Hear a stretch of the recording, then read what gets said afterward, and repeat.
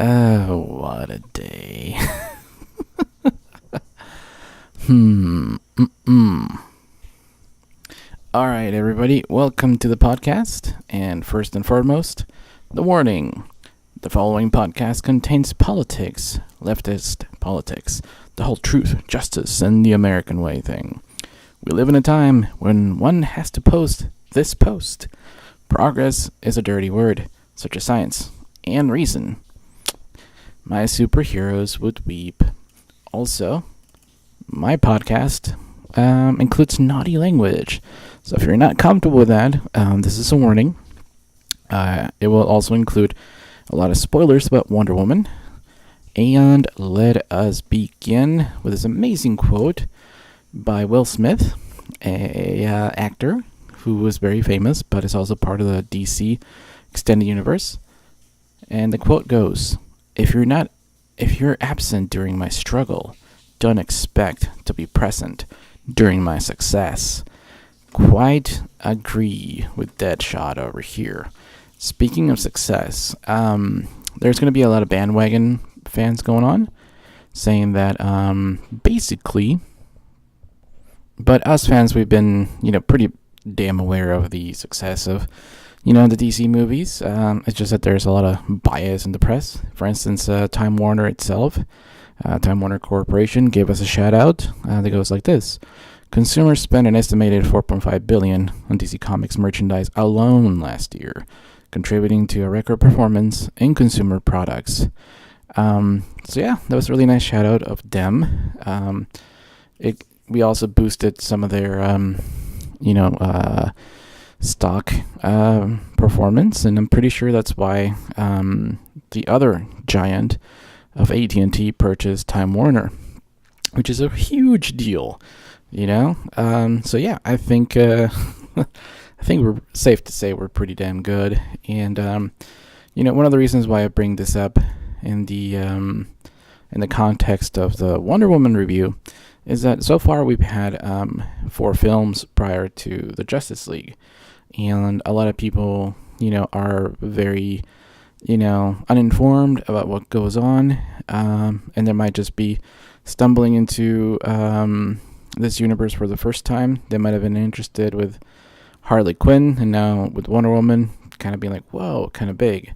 So, we're going to give you like a little bit of crash course on what we've been dealing with here as a DC comic book fan. Now, even in the media, the most favorite place to go for a lot of people, it's a place called Collider. And this was someone who brands himself as a DC fan. This guy said, some pretty harsh things about, Wonder Woman. And, I've seen, people be fired for being misogynistic. But it seems that this particular person was able to get away with it because apparently you can get away with that stuff if it's not like aimed at Disney.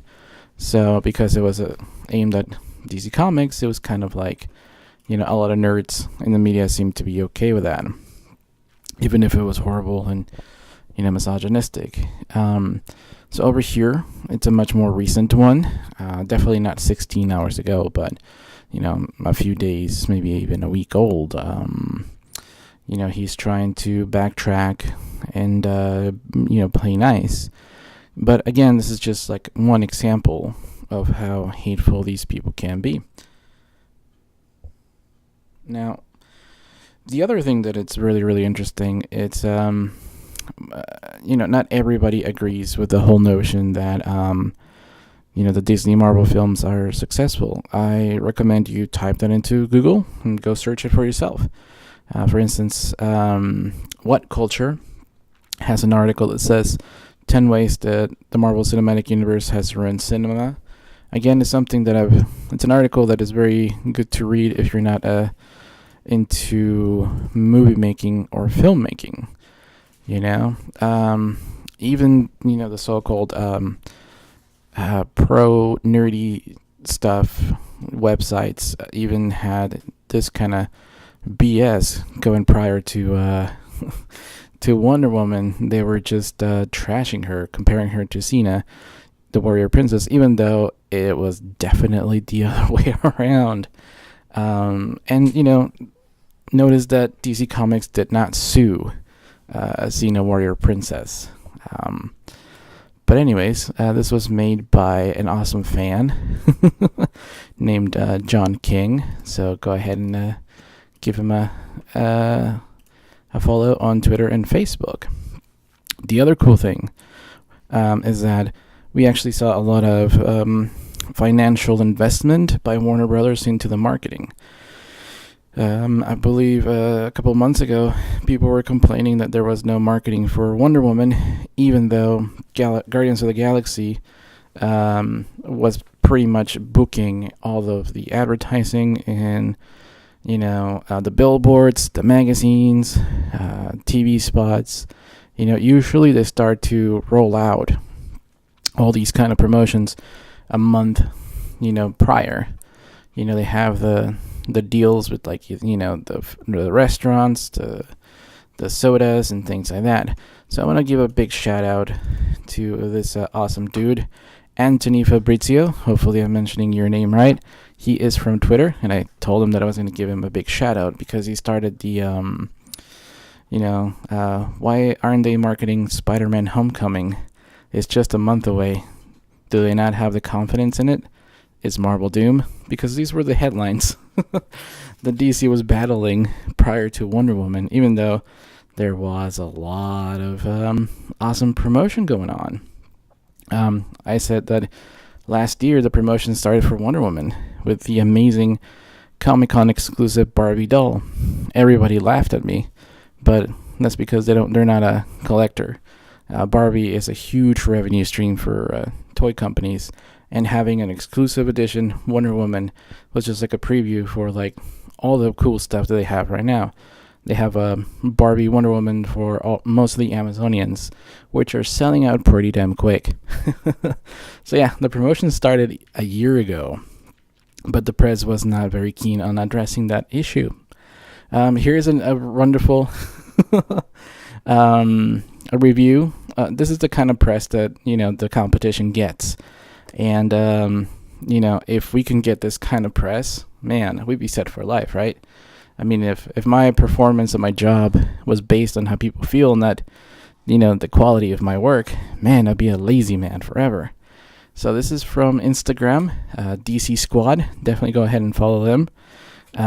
This is a screen cap from Entertainment Weekly, which is owned by Warner Brothers. And this is their brief review.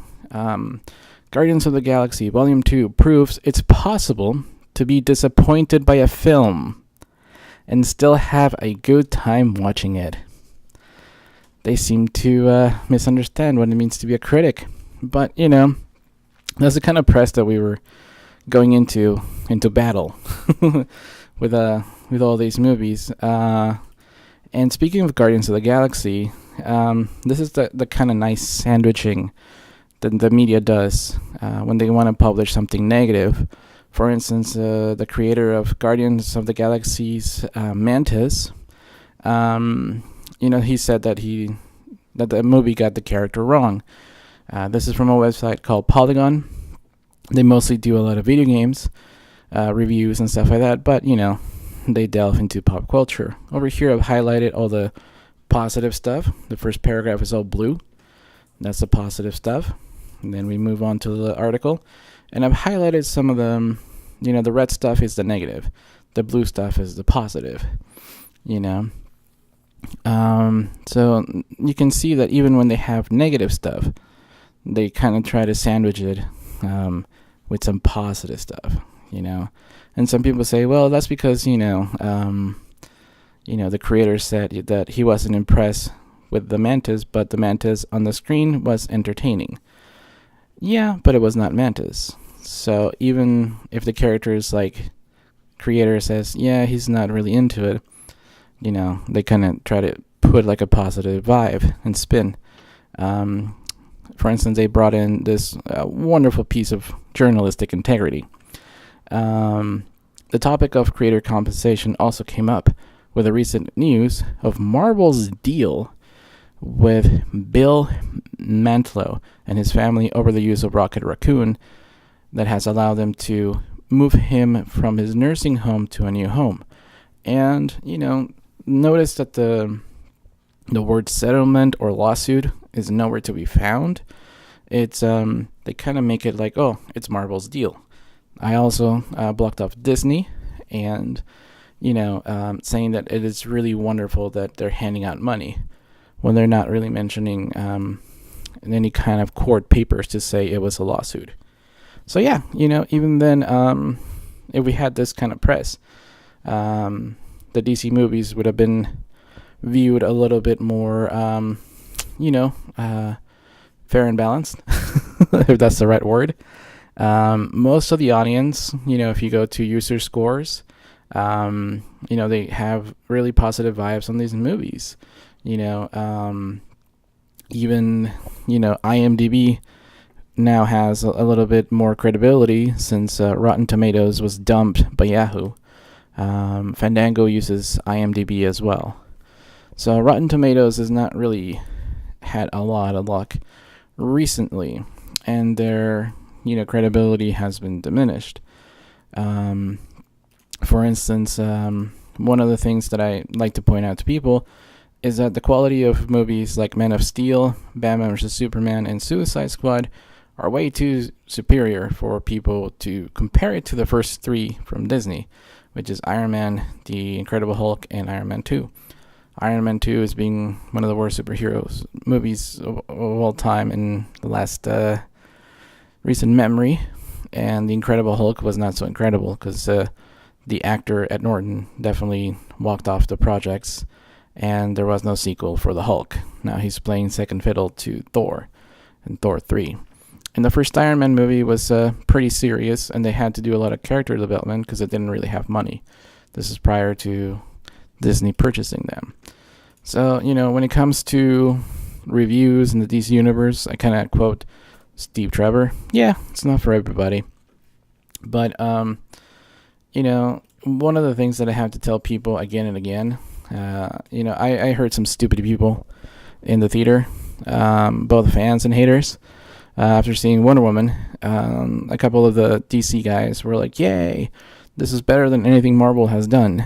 And the Marvel guys were like, wow, finally DC has a good movie since The Dark Knight. And I think, people just are very excited and they tend to forget what they're saying. But I don't think that DC needs to make movie history to get a good review from critics. And I do say movie history because Wonder Woman is making history. I mean, if you don't know that, then, this podcast is not for you. Also with The Dark Knight, not only did it make history because it made the Academy Award change its nominations from 5 films for Best Feature to 10. So yeah, there's the bias. I mean, DC Comics has to make movie history to get good fucking reviews? Are you fucking serious? While the competition never gets touted with like, oh, this is better than the Avengers. No one has said that since the Avengers came out, which made movie history. There's your bias right there. Like, DC has to make like groundbreaking, historically relevant movies, while the competition makes shit like Doctor Strange or a freaking talking raccoon or Thor 2 or Iron Man 2, Iron Man 3, The Incredible Hulk, Ant-Man. Movies that are so subpar, as long as they have jokes, all these movie critics are like, well, I didn't get the plot, but I had fun. Yeah, there's your fucking movie bias right there. Now, the other point that I am really not going to talk much about is the Alamo Drafthouse Wonder Woman only screening, where attendees have to identify as female, shit, men and women, if that bothers you, do what I do. Identify yourself as a DC fan and buy people a ticket. One of the things that the screening didn't take into consideration is that some people don't want to have gender identification that is very, male or female. Some people have more than one form to represent themselves. And there was a gentleman who purchased a ticket, and he's under a lot of scrutiny. I mean, look, there's ways to go about this: the civilized way or the uncivilized way. The uncivilized way is to get old bro angry and say, "Bruh, I gotta see this movie," or they're discriminating. I mean, if you think they're discriminating, go sue, see what happens. Me, on the other hand, I'm like, okay, well, what can I actually do? I mean, I'm just gonna buy movie tickets for as many people as I can. Friends of mine. I have so many lovely friends who identify themselves as other than female, other than male, and I think that's, my only point to talk about this. I'm just gonna buy movie tickets for anybody, really. Now, before we get into the actual review, I do want to give a couple of context and shout-outs to the title. The title of the podcast is It's All About Her. It not only refers to Wonder Woman, but it also refers to, Patty Jenkins, but it's beyond that. It also refers to my mom. My dad was in the United States, and he was working various jobs. I was in Mexico, so I was raised by my mom and my sister and my brothers. I have 4 older brothers and 1 older sister, so I was the baby of the family. And by the time I was a little kid, most of my brothers, they were too old to play with toys, and they were just discovering girls. So my mom tried to keep me entertained. I was a lot into drawing, so she always made sure that I had colored pencils and drawing pads and things like that. I went to her shopping everywhere, and one of the things that she introduced me to was comic books. She was very much she longed to discover the world. She stayed up watching TV, until like midnight or 1 or 2 a.m. just because she wanted to learn more about the world. And with her means, news and television was her window to the world. In the morning, she used to purchase newspapers, so I would go along with her to the newsstands. This is a current newsstand in my hometown in Mexico. Back in the day, it was in a different corner, but now they're basically a library, small library, and very rural, kind of third world country. And that's where I got my comics. Now, if you look at the most developed nations like Paris, they're very cute, but they're very cluttered as well. They have these little stands. But in most of the world, it's kind of, like this, very cluttered. And, usually features other things around it. Like drinks and sodas and things like that. I actually, that this is where I grew up and started reading comics, like Richie Rich, the Pink Panther, Inspector Clouseau, Casper, Wendy, Woody Woodpecker, just little kids comics. And eventually I, graduated and into much more mature comics. Neil Adams' Batman was in reprints in Mexico, so that's the one that I remember the most in comic book form. So my mom was the one that introduced me to comics. And, I do enjoy the praise of Patty Jenkins, but I'm also going to give you a brief little rundown of the women that should come along with the praise of, Patty Jenkins. Of course, we want to give a shout out to the suffragette who was Marston's wife, Elizabeth Holloway Marston, which, I would go so long as to say and credit her for creating Wonder Woman or just being the muse and inspiration. She's a great historical figure. Definitely go ahead and research her. But, she, oh man, where to begin, man? I don't want to go into any speculation, but, I think that the fact that she was an American attorney and psychologist, I think she knew what she was doing by inspiring, Marston to create Wonder Woman, who he also invented the lie detector, the polygraph. So, big shout out to her. Definitely she was a really great contribution to Wonder Woman. In our comics, DC Comics, Jeanette Kahn, she was the one that, held all the meetings with Frank Miller, and got him the amazing deal that got us Dark Knight Returns. Likewise, she was the one that sat down and, got us Watchmen. She got the deals made and, moved the books forward. Further on, we had Karen Berger, who was very, very key in getting all of the other British talent like Neil Gaiman, Grant Morrison. Big shout out to her. Those two women, Jeanette Kahn and Karen Berger, kind of gave us the best,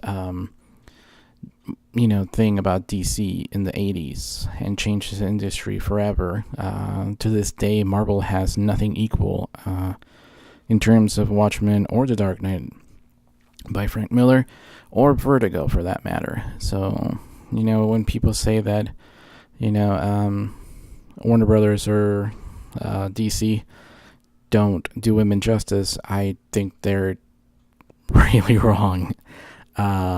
Because women's contributions is also behind the scenes. For instance, Lauren Montgomery, she directed not only a great Wonder Woman animated feature, but she's been directing other ones. Like the Emerald Knights, a Green Lantern movie. It was animated. Some people said it was better than the film. Myself included, I think that is the case. So we have had, women who are, kicking ass here with DC Comics. For instance, our president of DC Entertainment, Diane Nelson. Go ahead and check out her body of work. We have a boss, in DC that is a kick-ass lady. Now, a lot of people who tend to bash Zack Snyder, they don't want to give any praise to, Deborah Snyder. She has been the producer of a lot of his films and also has been pivotal in interweaving the DC Extended Universe, behind the scenes. Every single idea that Snyder thinks is great, this amazing producer kind of has to, make it a reality, get the deals going, locations and permits, all this stuff. A lot of hard work goes into being a producer. Now, I did notice that Charles Roven, he's definitely getting a little bit older, but now we have his daughter involved in the as an executive producer of Wonder Woman. So I was really happy to see that we're going to be getting more women into behind the scenes as well. I just thought it was very interesting, very woman empowering. And, before we get to the review, one of the things that we kind of want to give a big shout out is to Gal Gadot. She's been an amazing key to this movie. And even though the film was banned in Lebanon, this is a message in her home in Israel, which they're giving her a big shout out for, being proud of Wonder Woman. So that's really interesting that, Wonder Woman is beyond a nationality, which pissed off Fox News, apparently. The Wonder Woman premiere in Shanghai was really great. This is all, Zack Snyder, Deborah Snyder, Gal Gadot, Chris Pine, Patty Jenkins, and Charles Robin. And over here on the left, you can kind of see Zack Snyder a little bit tired. And, he's been working on the Justice League film, even though his daughter passed away. I won't go into detail, but our condolences are with the Snyders. They also had a really wonderful premiere in Mexico. Although my complaint is that the mall and the location was too big, and that the audience couldn't hear the the commands of like, okay, here comes so and so, let's give a nice applause.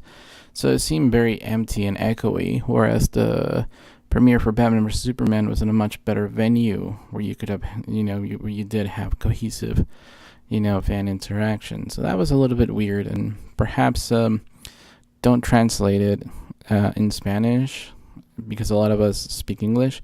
Maybe they have a giant television in the back. Use that to translate as you go. That way you have more questions with the with the actors and actresses, and the audience can pop in a tweet over there and ask questions. But because I'm Mexican, I complain about the Mexican one, right? This is the one in LA.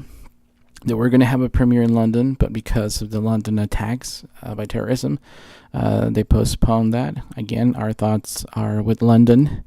There was another event yesterday, so for both events, our thoughts are with London. And this is a really beautiful picture of Linda Carter and Gal Gadot and Patty Jenkins. Big shout outs to all three. These are the Wonder Women. And I hope maybe with this movie's momentum, we can get back to making Wonder Woman an honorary member or symbol of the UN. But there have been other Wonder Women prior. There is Linda Harrison over here. Kathy Lee Crosby. I like her jacket. I think DC Direct should make that, both with a hoodie and without a hoodie. The hoodie could have like a nice tiara. It'd be nice. Megan Gale. Looking very statuesque. She was in the Justice League movie, directed by Mad Max Helm, George Miller. That was canceled due to the writer's strike. It wasn't because Warner Brothers didn't have faith in the project or it sucked. It's more like it happened during a writer's strike and this project fell through. Movies that have gone into production were not able to be shut down, and their quality kind of dwindled. Revenge of the Fallen by Transformers had a noticeable drop in writing quality, and even though I liked it for what it was, same thing with Quantum of Solace, they were both not as good as their predecessors to both fans and critics. So yes, the writer's strike can have a giant effect on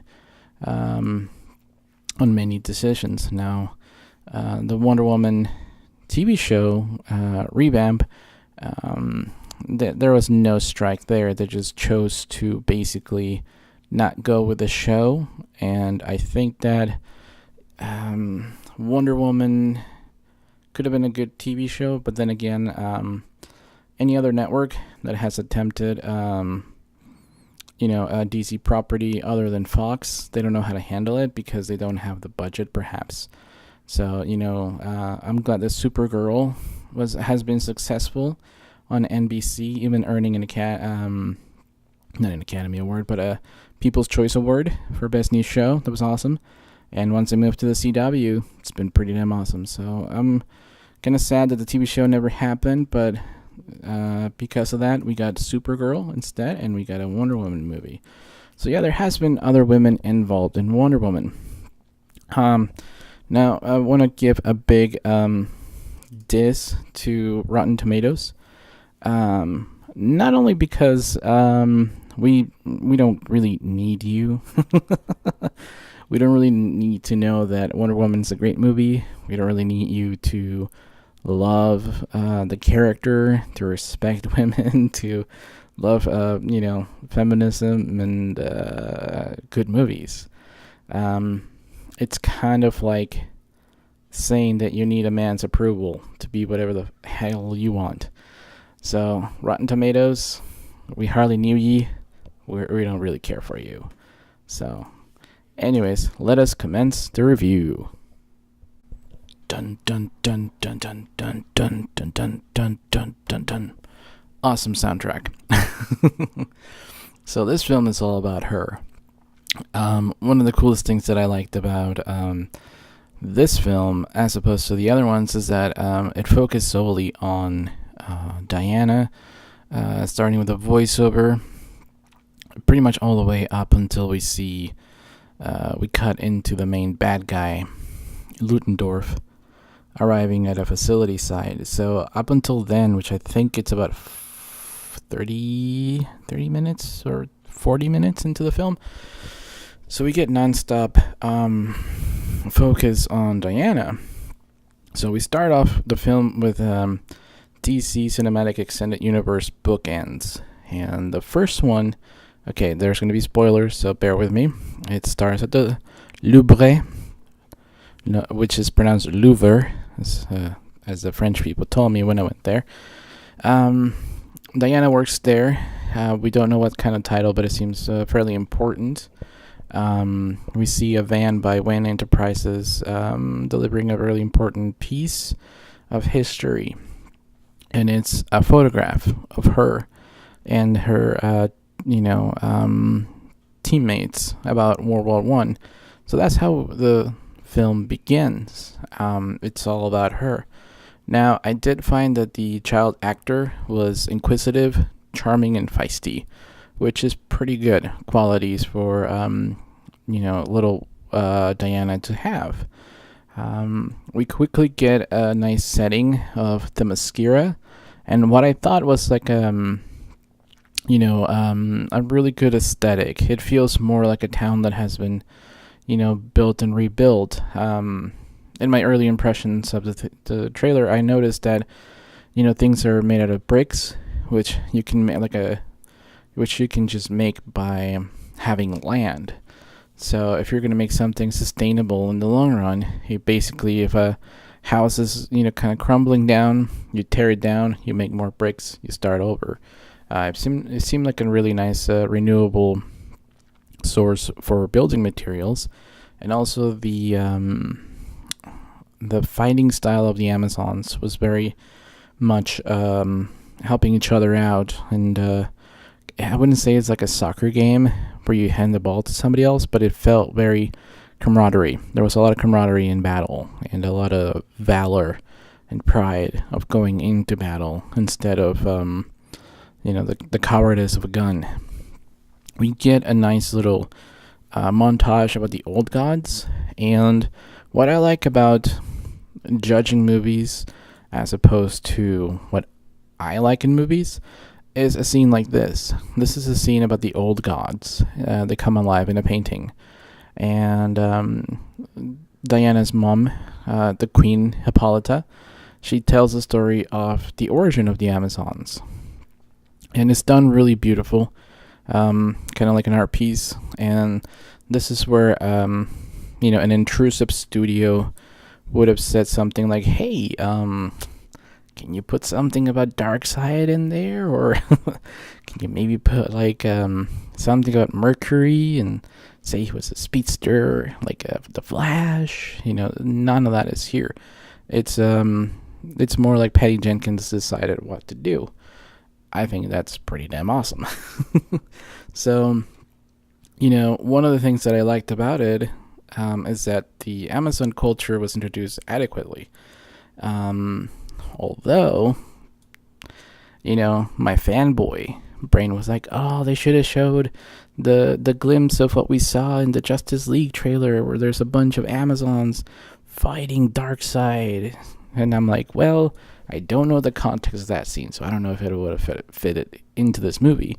So again, that's a scene where I'm judging the film for what it's showing me and not what I felt like it should have had or what I bring to this movie. Again, it's all about her.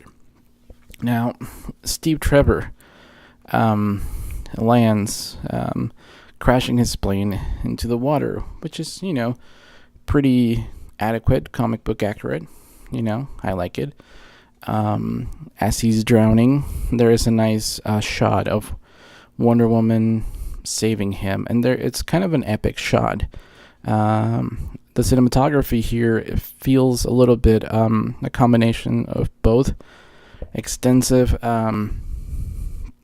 planned out scenes in storyboards, but also organic. There's a lot of shots that are very matter of fact, not shots that were predetermined. And I think that that's a nice use of directing and also of a good cinematographer.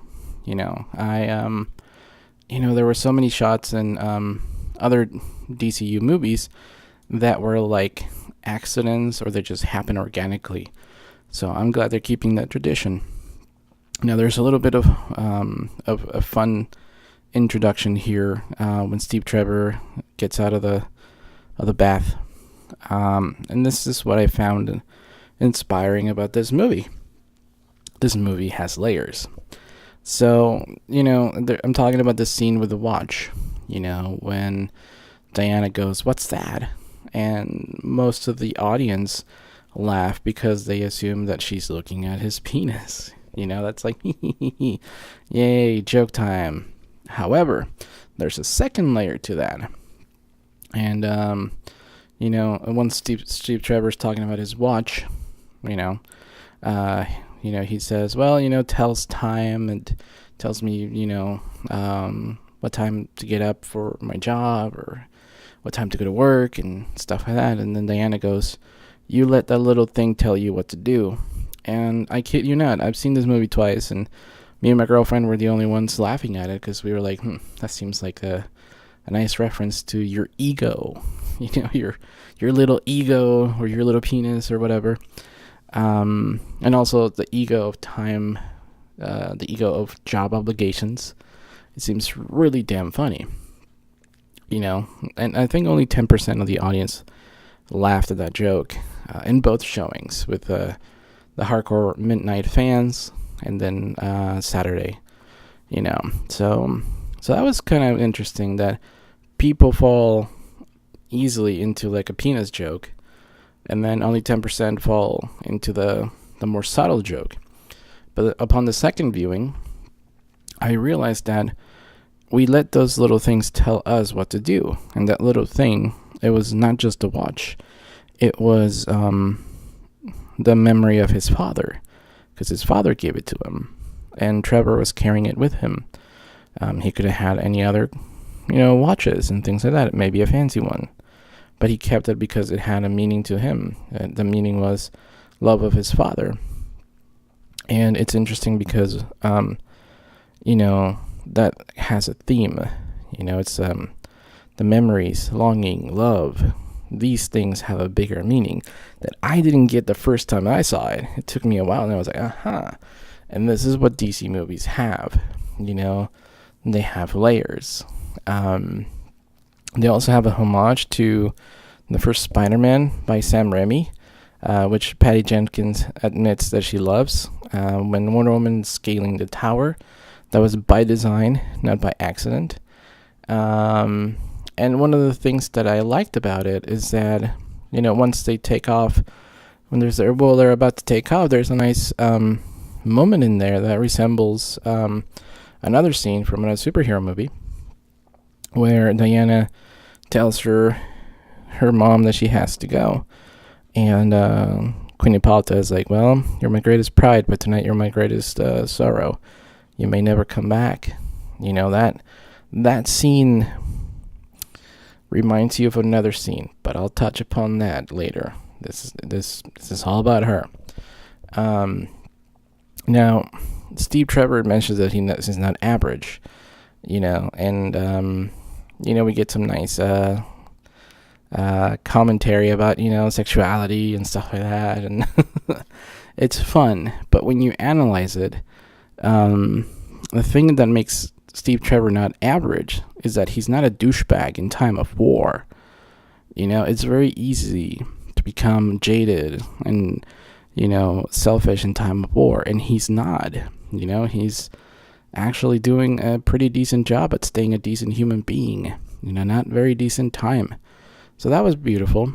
And then we have the contrasting of beauty of Themyscira to the modern world in London. And, no disrespect to London, but during that time, the Industrial Revolution was, there was a lot of chimneys, a lot of smoke, and it was time of war, so there was a lot more going on. So it wasn't so much as a disrespect of Victorian London, as much of a disrespect for time of war. However, there was a lot of trials and tribulations for women, including clothing, being allowed into buildings or rooms, having an opinion, voting. All these scenes were there, and there's a nice homage to Richard Donner's Superman. It's the alleyway scene, but instead it's turned 180, where she saves him, not the other way around. So that was pretty damn cool. Nice homage there. I want to get into the two villains now. Dr. Poison. Oh, man. Great Spanish actress. Anaya. Great job. She did a great job with the voice. The art department did a great job with the look. She did a great acting, raspy and tiny and just malevolent laughing, She has a great motive, she's even incorruptible when Steve Trevor is praising her and trying to seduce her to give her more information. That's pretty damn awesome. Ludendorff was a great character, played by Danny. Great job. He's kind of a proto-fascist, loves war, thinks war brings out the best and better natures of man and culture. He's a manipulator, a traitor to his people, but loyal to his views.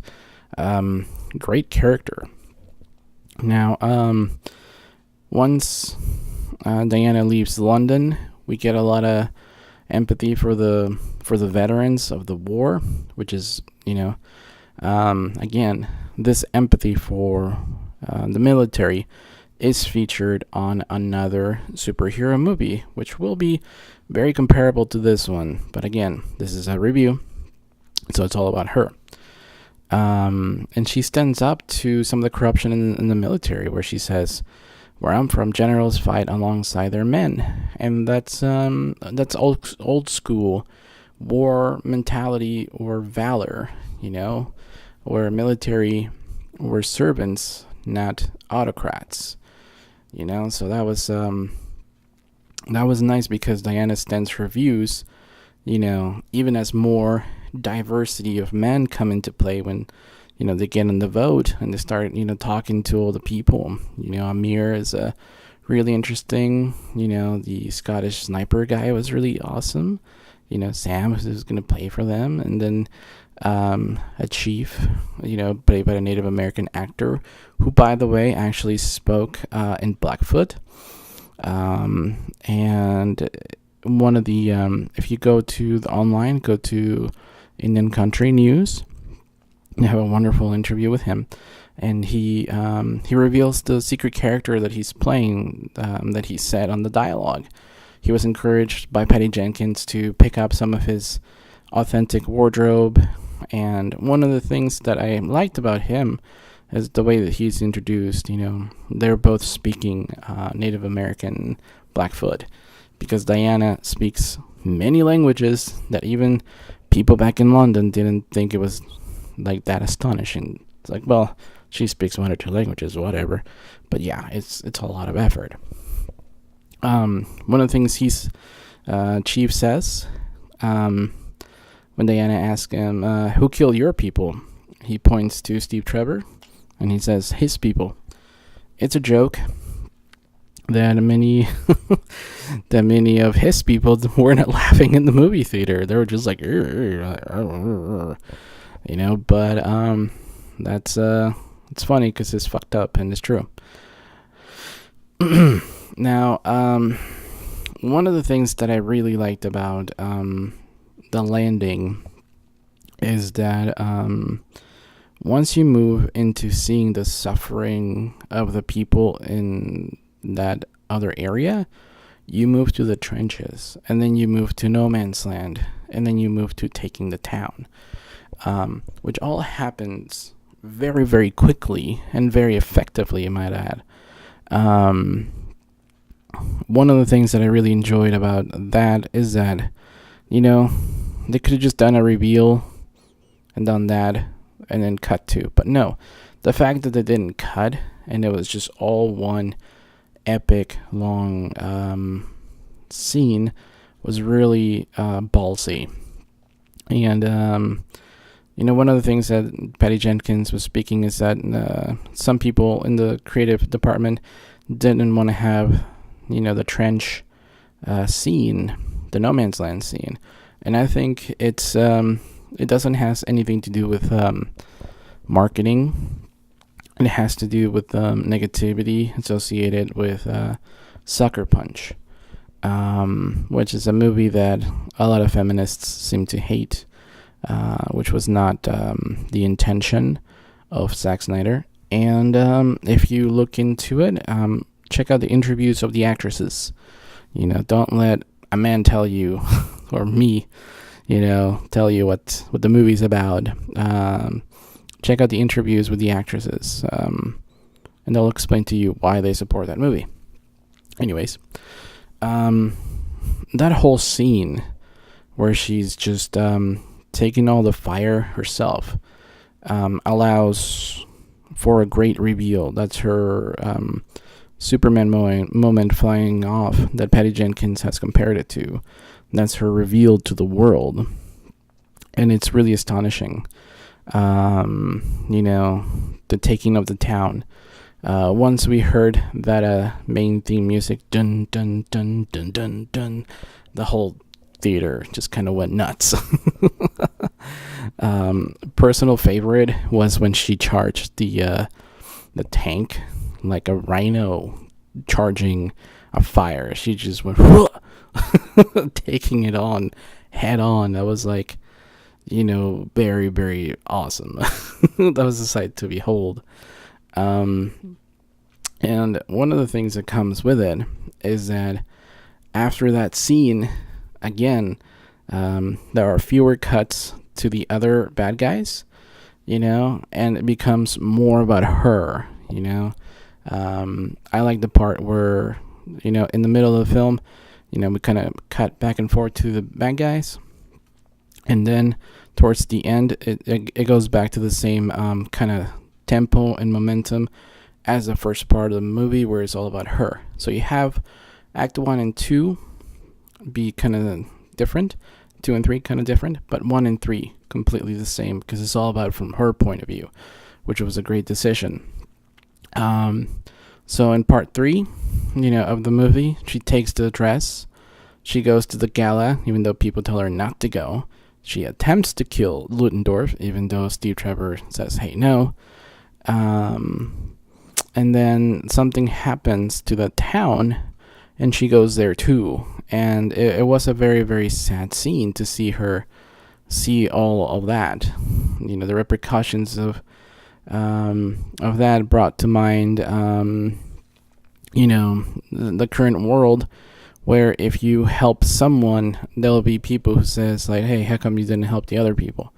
So even just a kind, beautiful act of heroism, it can have a negative effect. So after she goes to town, she goes to kill Ludendorff. After that scene, she argues with Trevor again, and my girlfriend pointed this out, is that Trevor is not blaming her and she doesn't blame him. They're just talking about different points of view, that maybe it's not about killing Ares. Maybe it's just about having faith in humanity. Maybe we're all just a little bit bad, a little bit good. And that, kind of adds a third layer to her views, which are kind of religious. If you think about it, kill the devil, there's nothing but goodness in this world, right? That's not the case. Now, speaking of the devil, or fallen angel, we have Ares. And he's very sneaky. You don't know who it is. Now, this is a spoiler-filled review, but I don't really feel like revealing who he is. Because I want you to just make up your own mind about what you think of the reveals. Like, was it good? Was it bad? Was it predictable? Was it not? Who knows? Did you browse too much online and someone told you who it was? I don't. But the thing is that for me, he was a manipulator. He was tempting on people all the time, whispering things in there. The fact that he just makes his costume from whatever he can find, it's pretty it's pretty impactful the second time you view around, because the first time I was like, oh, he should have just had his costume, from hand. But the fact that he's just like, I can just make a costume anytime I want, that's pretty badass. The fact that he can summon up lightning and hurl it, I mean, only I've seen Savitar do that, and I was like, and the CW Flash, I was like, whoa. So that was pretty impressive. Now we do get a wonderful scene in Wonder Woman movie where there's an obvious Martha scene, which tops some of the fighting, and I'll get more into that later. But I think that once you vanquish evil, you can have more time for brotherhood and sisterhood, and humanity kind of takes a nice little reprieve, which is kind of sad and disturbing, because that was the idea of Ludendorff, is that after a giant war, you see the better of men. But he was more really referring to as, the superior ones emerge. And she goes into hiding. Wonder Woman goes into being a curator for art. So the movie ends with a bookend where she's still working at the Louvre, and she hears something going on in London, and she leaps from London in a very, very emblematic, coming towards you, the screen. At my second viewing, I was like, is London the first city to be hit by parademons for the Justice League? And again, that's just my fanboy stuff. There's nothing in the film that tells me that. But anyways, so in conclusion, soundtrack was pretty okay. Cinematography had some strong moments and some organic moments to just tell a story, which is great, because sometimes that's all you need to do. Directing was focused and person-oriented and action-oriented when it needed to be. The writing was layered, efficient, and organic. I don't like to give grades, but, this is what I do with video games and movies. If I like something, it gets an 8 out of 10. If I really like something, it's like a 9. And if I love something, it's a perfect 10. But that doesn't mean anything. That's just my personal taste, there are movies that are like a 4 or a 2 that I'm like, I should watch something crappy. But yeah, it's a great movie. I really liked it. I don't like to give grades and stuff, but I think one of the reasons why I wanted to make this review as quickly as I could, but without losing some of my objectivity and my freshness of enjoyment, is because I saw a lot of people online, on the DC fans, and also on Marvel too, who were just actually liking this movie. They said that because it was the highest reviewed movie by Rotten Tomatoes, it was the best superhero movie of all time. Again, don't go by what Rotten Tomatoes says. Make your own mind. But I also saw the same damn thing said about Logan. Again, make up your own damn mind. Prior to that, it was Deadpool, because everybody in the media was like, oh, it's so fresh to see a cynical a-hole. So the main recurring theme that I kept seeing is that if the reviews are great and it makes money, all these opinions from fans say like this is the greatest comic book movie ever. And I think that people need to remember what that means. I think that one of the reasons why they're saying that is because this film works in several different layers. In terms of quality, Patty Jenkins always wanted to have a level of quality of Spider-Man, by Sam Raimi. She loves that movie and she wanted to have that level of quality. But I think as something that she didn't have any say on is how the culture is going to review it, how it's going to be embraced by people. And one of the reasons why people are saying this is the greatest superhero movie ever is because comparable, this is like Richard Donner's first Superman movie, where you had a first serious, romantic, action-driven superhero movie done seriously in Hollywood. Why am I saying this? It's because this is the first female superhero done really well, serious, backed by a major studio, again, Warner Brothers. So because this is, really empowering for everybody who loves Wonder Woman, and refreshing not only for the genre, but also for Hollywood. This film is being viewed as, Richard Donner's first Superman movie, which, many people still have a lot of nostalgia for. And, say they tend to forget that's one of the best films of all time as far as superheroes. It might not be the one you love, but, it's there. For instance, if you look into, The Dark Knight, that's the only one that has earned Hollywood history as far as changing the Oscars. The Dark Knight changed things forever. So I think it's really unfair that we have to make Hollywood history in order for the reviewers and Marvel fans to give us any credit. Hell no. And I think time will tell, how this movie is going to stand up, because Patty Jenkins is bound to make another Wonder Woman movie. And I hope that, she follows the Richard Donner and Sam Raimi formula, which is verisimilitude. And let's just be honest, the Marvel formula, it's a DC formula because it's the Richard Donner formula.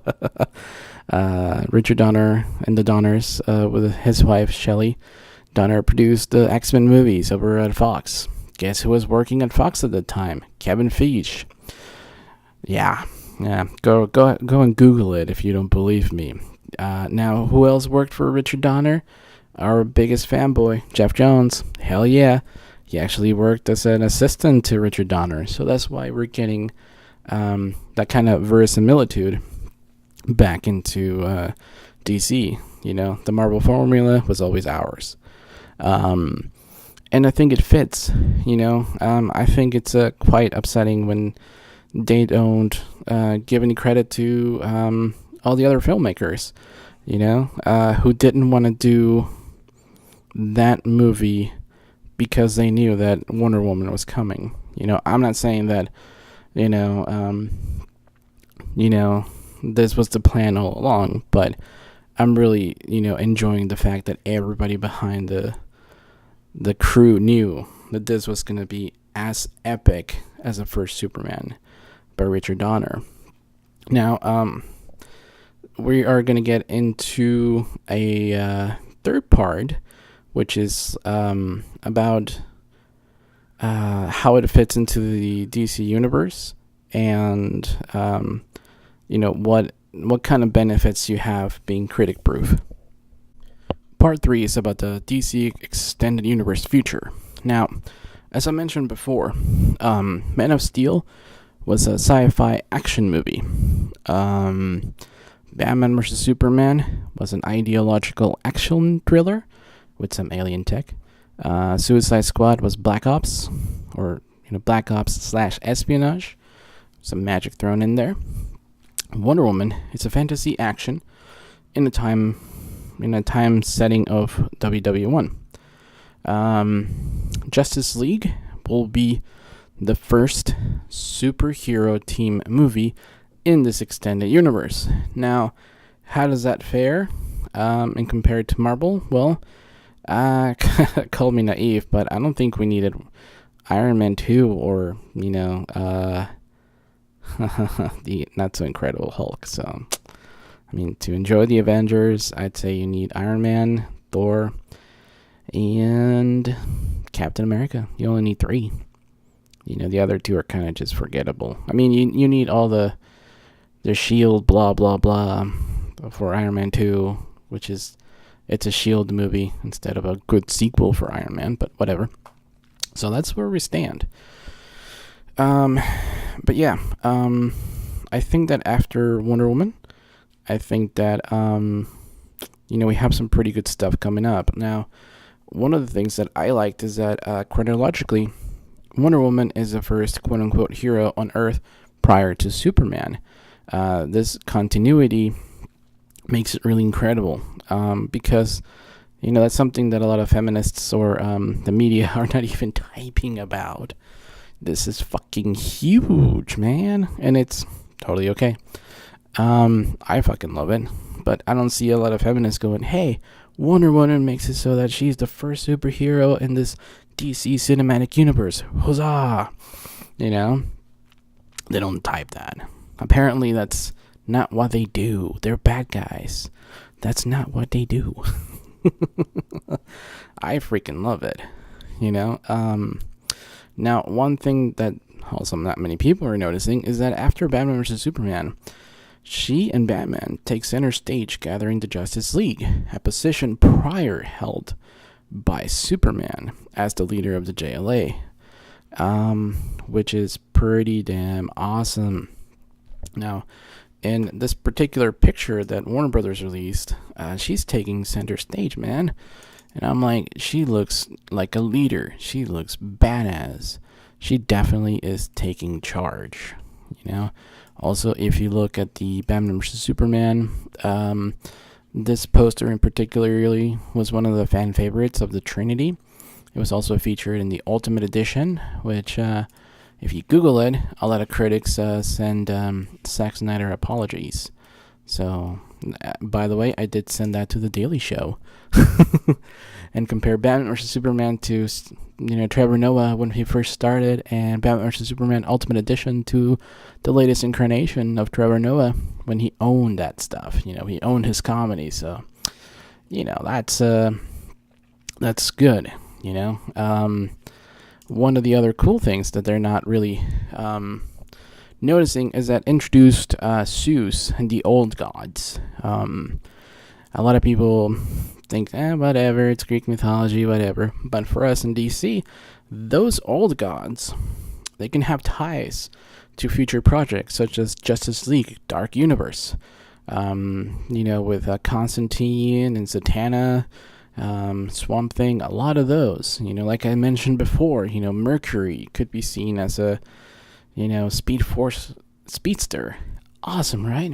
And we are going to get new gods in the Justice League movie. So, again, it's not an overly overt homage to the new gods, but it is there. The old gods are there in Wonder Woman. Also the new gods. Shazam. Captain Marvel. The original Captain Marvel is there, with the old gods. So yeah, as me as a fanboy, that's something to geek about, man. Now the thing that I was kind of surprised is as a couple of scenes, and before I get that, let me just say that one of the reasons why I don't like Rotten Tomatoes is because I don't need approval to enjoy a movie.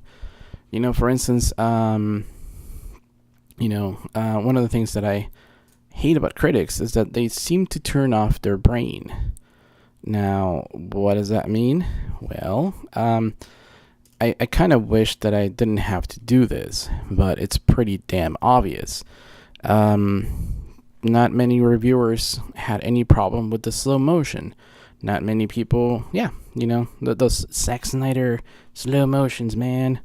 There's a lot of slow motion here, but critics are seen blind. There's a lot of killing. And some people might say, well, that's it's wartime and whatever, but the sniper in the clock tower could have been handled differently, and so that every soldier, could have been interrogated. But it's like, I get it. To me, I have no problem with the slow motion in Wonder Woman. I have no problem with the killing in Wonder Woman. But the critics that seem to have a problem in the DC universe with these things. Also, there's 3 villains. Like for instance, in Man of Steel, the 3 villains are represented by the bullies, Fiora, and General Zod. In Batman vs. Superman, we have KG Beast, we have Lex Luthor, and Doomsday. In Suicide Squad, we have 3 villains. Yep. People are like, what? 3 villains? But I thought they were all villains. Well, technically, yes. Outside of the Suicide Squad, you have 3 main villains. Amanda Waller is the main villain. She is introduced with the Rolling Stones. Please allow me to introduce myself. That's a song about the devil. She's the main villain. The sub-villain is Enchantress, who fucks shit up. And she only does that by gathering the information that Amanda Waller has in her head. Boom.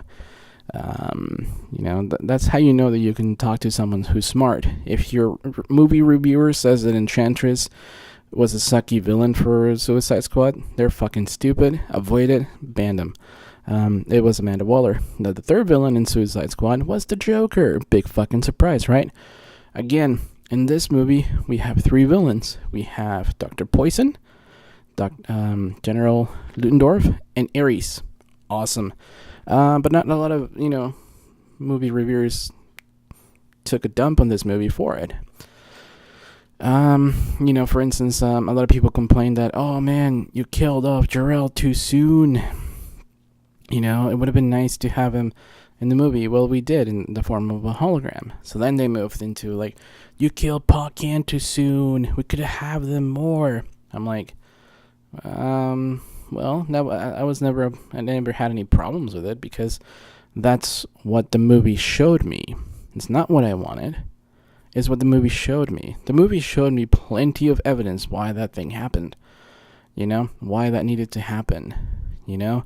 It moves our heroes forward to step out of their bubble. Literally over here. Antiope, fucking great character. She takes a bullet for Wonder Woman, and is that kind of guilt that makes her go, man, I should do something with my life. Boom, there you go. No one complained about Antiope dying too soon. Again, the critics going into this movie with good intentions seems to make a whole fucking lot of difference for what us fans, we've been seeing and loving since day one. Now, I mentioned before, No Man's Land. Some people didn't want to include it because it was too familiar to Sucker Punch. Again, see the director's cut. And it wasn't Warner Brothers who forced him to do this. It was the Motion Picture Association of America that wanted him to cut off some scenes. And they made it so that, the second layer was the real one, when in fact there's a 4th layer to that story.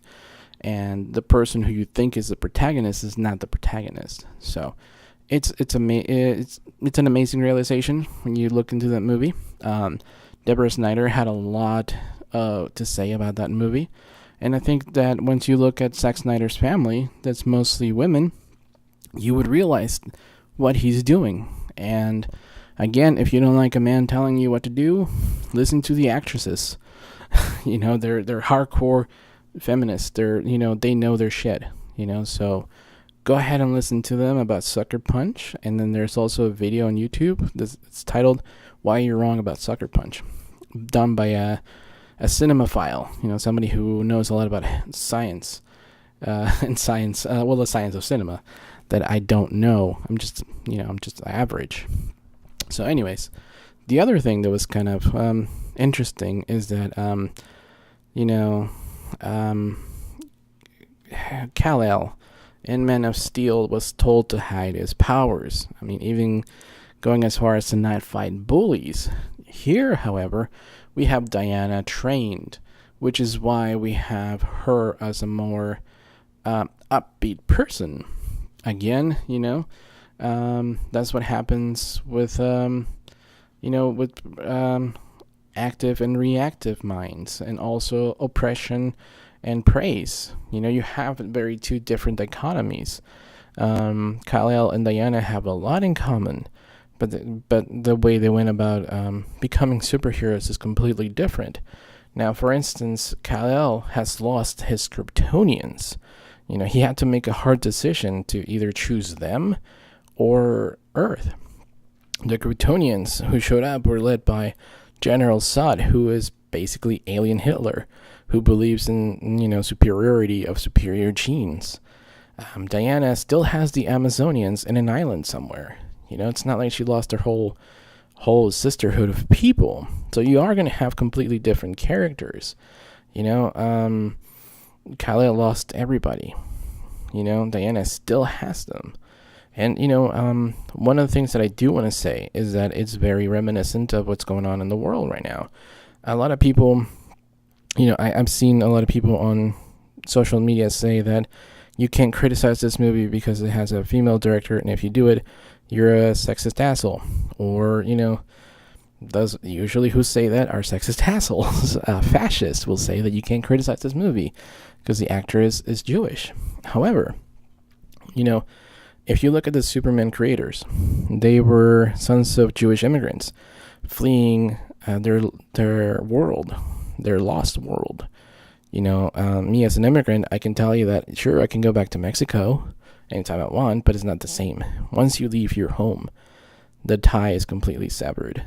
So the loneliness that Superman feels in Man of Steel and Batman vs. Superman is justified. Believe me, I'm a legal alien. I know what the fuck I'm talking about. But these critics wanted a happy Superman, and that's not the case. Diana still has the Amazons. She can't return to the island yet, but they're alive. Now, I don't really have many issues with this movies, and it seems kind of ironic that, reviewers, they put in their thinking cap and trash one movie and not the other. For instance, they both have, basically every DC cinematic universe has had dark cinematography, but they've all been a problem, except for this one. They're like, well, it's World War I. My response to it is like, well, the other ones had night time. It's not like everything's going to be brightly lit at night, a lot of people haven't complained much about the CGI villain at the end. It's like, but they seem to complain about the other CGI villains at the end. It's like, it's it is what it is. I mean, for instance, I want to show you this picture that I think kind of sums up what I'm trying to say. It's a picture that, basically shows you the variety of Henry Cavill's Superman. He's hopeful, charming, awkward, happy, cocky, heroic, confident, surprised, gentle, romantic, very romantic. I mean, come on, bathtub scene, hey. He's generous, he's engaged, excited, and humble.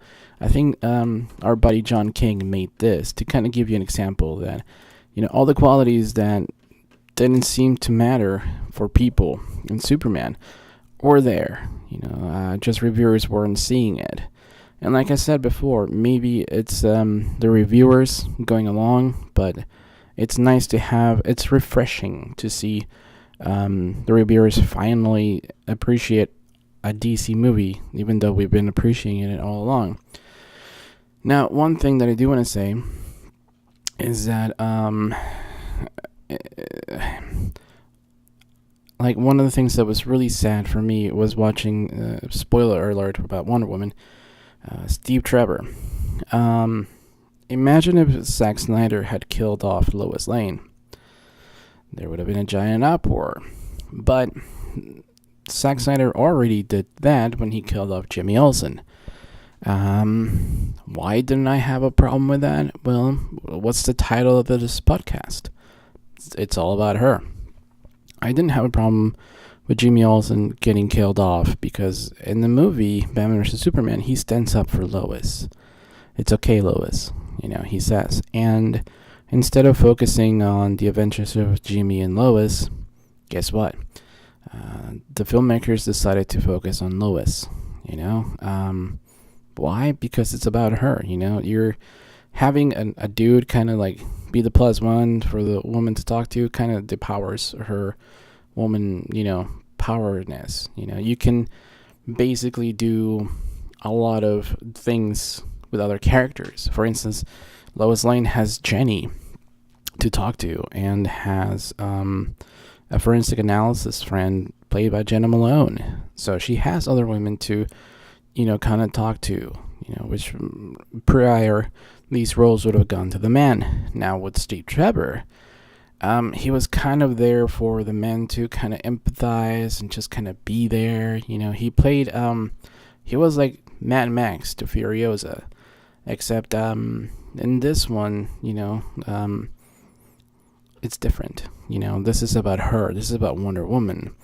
If the Mad Max movie had been called Furiosa with Mad Max, then yes, it would have been, it would have made sense if they killed off Mad Max. But it wasn't. It was Mad Max movie, Furious Road. So Furiosa was a supportive character. Here, Steve Trevor is the supportive character.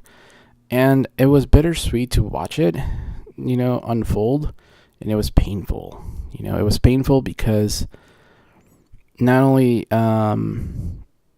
it's like, oh shit, we've come to this. We're like, you have to kill off Steve Trevor because, we can't have many women-centric movies. So in order for this movie to have like resonating impact, we need to focus on her. And it was basically beautiful. I supported because it's basically you're killing off the you need to have a male in your movie motif.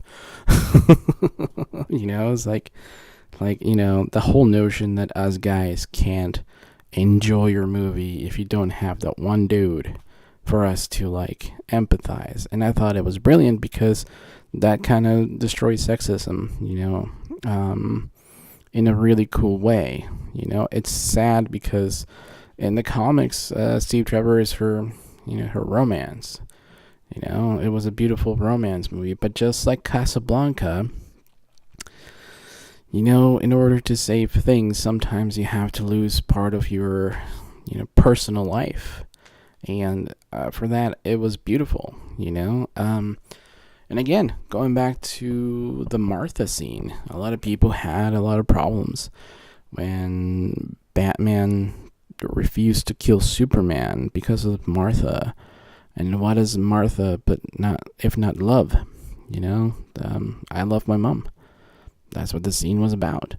And Wonder Woman, as she lifts a tank to crush, Dr. Poison, she remembers what the last words of Steve Trevor said. The last words that Steve Trevor told her is like, I love you. So Diana had her Martha scene where like, oh, I guess humans are alright. And Batman was like, I guess this Kryptonian is alright. Again, and you won't see the media make fun of this at all. I never had a problem with the Martha scene. So for all the people out there who are listening and had a Martha scene meme and stuff like that, hey, fuck you. You're being a hypocrite because you're not mocking this movie for it. And they're just bandwagon fans anyways. For us true fans, I cried during the Martha scene. Why? Because I'm human, I have a heart, and I fucking love my mom. I was like, I love my dad. I fucking love my family. I fucking love my country. I'm a human being. I'm not a cynical asshole who goes to these movies and doesn't learn his fucking his fucking lesson, So yeah, and I think this is it's kind of cathartic, I'm hoping that with this film, there's more women action movies, that we get other movies greenlit. I mean, we already have Batgirl by Joss Whedon. That's going to be awesome. Let's develop more, more women-centric movies. Why not? The sky's the limit, right? Yeah. Anyways, thank you for watching. This is DC Domingo. Before I go, let me show you a couple of things that I found were quite interesting. Well, this isn't. I mean, it's kind of obvious. There is a nice Frank Miller homage at the end. In the end credits, there's a scene where only the tiara, the chest plate, and the shield are seen. It's very Frank Miller. Also, go ahead and get some merch. I already got my shirt. Pretty damn awesome. It's from her first appearance. And, go ahead and make memes like these. This is not my meme, but, it's positive memes. Men fall from the sky. The gods hurl thunderbolts, innocent die. The words from, Alfred. It's basically telling us the story of Wonder Woman. Kind of a nice Easter egg. So make more memes like that. Don't make any more memes about Martha. For fuck's sake. Have a heart. And I'm going to end with two awesome images where you can find online. They're not mine. This one, We Can Do It, with Gal Gadot as Rosie the Riveter as Wonder Woman. And the last one, which is from the suffragette movement. Very iconic photograph. Research it on Google. I think this is going to be my wallpaper for quite some time. Alright guys, this is DC Domingo saying, I've always been here for you guys. I've always been a DC fan. Alright guys, later.